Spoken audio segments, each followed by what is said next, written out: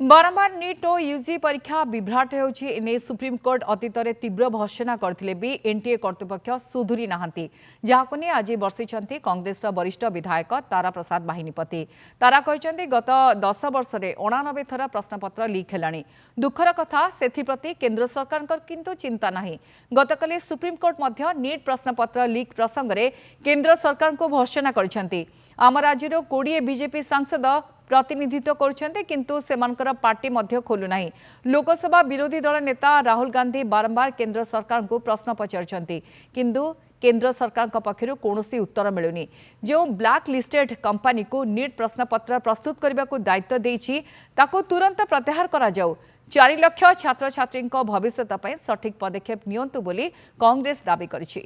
समस्त छात्र बंधु मान को अनुरोध करी जाति धर्म दलगत निर्विशेष छात्र छात्री मैंने आग को आसतु मिलित भाव जो प्रश्न लीक करा जाउची एवं जो परीक्षा जो सीबीएसई परीक्षा मूल्यांकन करने गोटे ब्लैक लिस्टेड कंपनी की देइचंती ब्लैक लिस्टेड कंपनी की देइचंती ताकू किपरि भाव बंद करेंगे एवं आज 4 लाख छात्र छात्री लाइफ बर्बाद हो बोली कि चिंता करी जो आज रिकरेक्शन एप्लिकेशन देइचंती